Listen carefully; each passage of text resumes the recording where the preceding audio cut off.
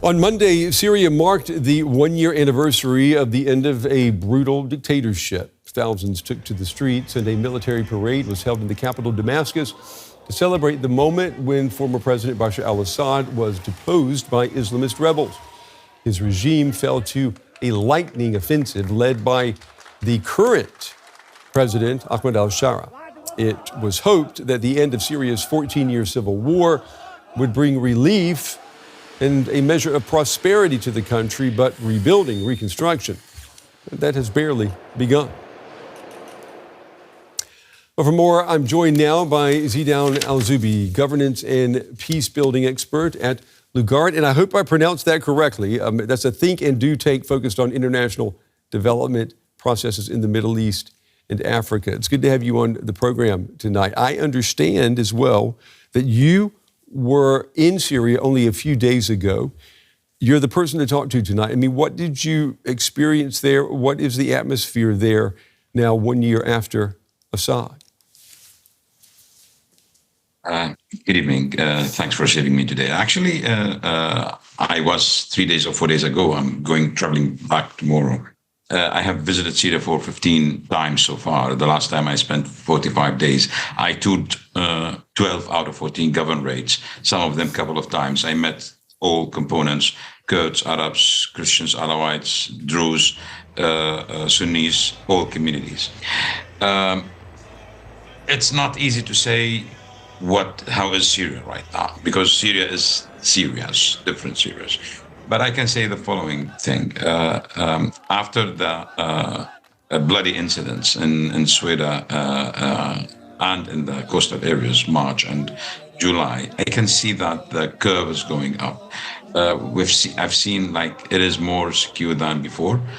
We can see that the market is moving, more safety, and people are, traveling safely. Not all communities. Some of them are still stuck, like the Druze in Sweden. They still can't travel easily. But if in general we speak, it is much better than before. In a very short, expression, in Syria, the situation right now is better than expected, less than what we wish for. That's an interesting way of putting it. I want, if we could, ask my producer for us to bring up this map we've got of Syria. When we talk about the end of the Assad regime, you say there are many Syrias that remain. Are we talking about a shift of power across all of Syria? Looking at Syria today, we see this patchwork that remains. There's the center of the country where the government maintains power. There's the Kurdish-controlled area in the north and the south around Sweda. The Druze, they hold power. This new government, its interim leader, no one can really claim that they are in control of Syria right now, can they? Of course not. No. Northeast Syria, I've been, that yellow portion of your yellow part of the map, I've been twice there. I met there the Kurdish community, but also the Arab community in Raqqa. This is fully under the control of SDF, that is backed by the US. Ironically, the supporter of the government right now. So the United States is supporting both sides. But SDF is in full control of Northeast, and the government does not have any presence there. When it comes to Sweden down in the south, where the one I think you showed in gray color, this is fully under the control of Druze factions, and that is even tougher than Northeast. In Northeast, you can travel easily between Northeast and the government areas. Checkpoints are there for SDF, Syrian Democratic Forces, which is Kurdish-dominated, and checkpoints for the government in the green area. They will not ask you why you go there, why don't you? It's okay. You can travel easily. Although in the last 2 weeks, this was a bit not the case. But in Sweden, it is almost isolated from the entire country. Very, very, very few people leave Sweden and very few go there. We still see that Sweden is almost fully isolated from the country, with all the, of course, consequences that are affecting the human side there. Yeah. Well, you say all of the consequences. Help us understand that for people who maybe don't follow this story closely. How far away are we of having a unified Syria, and who's standing in the way? Well, it will take time. It will take a long time before we see a unified Syria, from my point of view. Although the talks and negotiations between between SDF, Syria Democratic Forces, and the Kurdish forces that are actually dominating SDF, and the government is the decisive factor. If these two come into agreement, the entire country actually will go. Will progress easily. You have SDF that is more of a very secular, with government forces that are more Sunnis and more of Islamic nature. Both, if unified, then you will have like more of a national army, and this will become the strongest armed actor in the country at the time. But this will take time, and of course, if the United States brokers a deal between the two, everybody says the time limit is end of December. I doubt. I think it will take longer. I hope it will be solved by December, but I don't think so. Now, the issue of Syria is pretty complicated because it has a connection with Israel and the relationship between Israel and the government, and the negotiations around the new so-called security agreement between the government and Israel. And of course, because there is Druze community in Palestine and in occupied Palestine and in Israel, and there is a Druze community in Lebanon, this is more of a regional thing that will take even longer. But it will not impact heavily, unless, of course, we don't see Israeli intervention or Israeli occupation on Syria. The one that has a decisive role is, of course, the relationship between the government and the SDF. All right. Well, we will be following this story. Unfortunately, we're out of time tonight. Zedoun, we appreciate you taking the time, though, to offer valuable insights, and look forward to talking with you again. Thank you.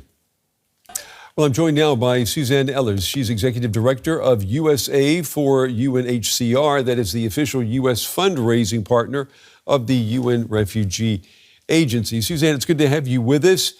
Over 1 million refugees, we understand, have returned to Syria since the fall of Bashar al-Assad's regime. From where you're sitting, and based on your recent visit, what conditions are these Syrians finding on the ground? Well, thank you. I appreciate the question and appreciate the interest in what's happening in Syria right now. As you suggest, a really interesting and evolving situation. And while over 1 million refugees have returned, let's not forget over 1 million displaced people within Syria who are also returning to their hometowns to find their neighborhoods and communities. And frankly, it's a mixed bag.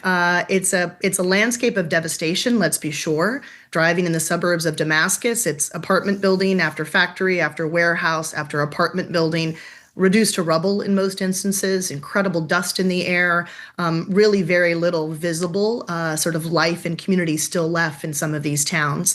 And you see a lot of returned refugees and a lot of Syrians coming back to their homes and communities, seeking to rebuild and seeking to make sense of a brutal civil war that lasted over 14 years. Yeah, what you're describing, it doesn't sound like a place that I would want to return to. Do you see a risk that people will leave again because they are frustrated with what they're finding and the lack of progress, the lack of reconstruction? It's a good question, and the truth is that there's always the risk. There's always the risk that people will come back even after having gathered intelligence from families, even after calling ahead to people who had returned before them or never left in the first place. Really, you see Syrians trying to get as complete a picture as they can of what awaits them back home.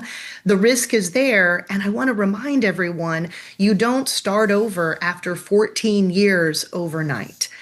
Today marks the 1-year anniversary of the fall of the regime. The rebuilding is slow, but it is moving, it's advancing, and you see such incredible resilience and hope in the future of Syria, in the eyes, and you hear it in the voices of those who've come back. So the risk is there, and I think actually the global community plays an important role in letting Syrians know that we're still with them, even though not in the headlines in a daily way, maybe as they had been, to really help their country see a brighter future. Suzanne, what is your explanation then? After 12 months, why has so little improved in Syria? The word that comes to mind is a lot of speculation and uncertainty. I think people are waiting and watching to see what happens. I think that's fair. We have a country, again, that's been under civil war and sort of internal assault for the better part of 14 years. I want people around the world, investors, bankers, those who are looking to sort of reinvest in what Syria can be and what it was before. I'm hoping that we can begin to sort of close the chapter of speculation and open the chapter of hope and investment. I think progress has been slow, and certainly Syrians who have returned will say that. Luckily, you have the work of agencies like my own, the UN Refugee Agency, that's really by the side of people who are returning and trying to make the most out of very limited circumstances to encourage people to stay, to make their roots again, to build businesses, repair their homes, send their kids back to school in Syria. So I think the possibility is there, but it is right that we need to begin to accelerate the progress over the next months and years and bring Syria back to its earlier glory. What about the European Union and the United States? They both have promised to ease sanctions on Syria. Has that not improved the situation on the ground? It has, and again, I'm not an expert on sanctions. Although having talked to so many returned refugees, I will say that the easing of sanctions and the opening up, or the reopening, if you will, of diplomatic relations with Syria has had an enormous impact. Again, maybe to close that chapter of speculation, to really think collectively about a shared future. And what's important is it sends a sort of a morale boost to Syrians who both have returned and who are thinking of returning, that this country is back on the global map, and that we see the lifting and easing of sanctions, we see the return of investment capital, and therefore we see the return of businesses, educations, healthcare centers, so that Syrians know if they go home, there is a future for them and their family. So that's what I witnessed, and most importantly, that's what I heard from the voices of returned refugees who are trying to make their start again. If they do go home, what kind of support can these returning refugees expect under, what you're describing here? These are certainly not the best of circumstances. Well, my trip recently, as you mentioned, where I was able to travel in Damascus, sort of north on the road from Amman, stopped in a town called Dara, and then stayed in Damascus and visited the suburbs there. What we're seeing in terms of support, certainly from groups like my own at the UN Refugee Agency, is everything from practical building supplies to patch a hole that showed up in the kitchen of someone's home, more devastated loss, houses that have been looted and otherwise destroyed, helping families think about where they can find shelter. Small cash assistance is being made available as markets reopen, as places of community gathering begin again. Groups like UNHCR and a host of really amazing local Syrian partners trying to make those small investments to entice people and encourage them to stay. Also a lot of legal support, legal documentation, proof of property ownership, civil registration, all of the things that have been devastated over the past 14 years. Those are the inputs that are needed right now. You, I'm sure, are aware that there has been a lot of debate about whether or not Syrian refugees here in Europe can or should be sent back to their home country. I mean, it has been 12 months since the fall of Assad. Based on what you've seen, based on your experiences, what do you say about that? Should Syrian refugees in Europe, should they go home now? Well, let's remember it has been 12 months after a brutal civil war that lasted nearly 14 years. So again, I want to ask the global community to show some patience as we think about a long road of rebuilding. And then in terms of returns, what I will always say is that UNHCR supports returns that are dignified, that are safe, and that are voluntary. And I hope that the European community, who has shown such generosity toward the Syrian people over the last decade plus, that we remember that those have to be the elements of return as Syrians are encountering a really impossible set of circumstances and decision points as they think about rebuilding their homes and their families in their home country. It is where they want to be, and they have incredible hope for the future. And we need to continue to stand by their side as they rebuild what was devastated. Suzanne Ehlers from USA for UNHCR. Suzanne, we appreciate your time, and we appreciate the extensive conversation with you about a situation that is definitely in flux. Thank you.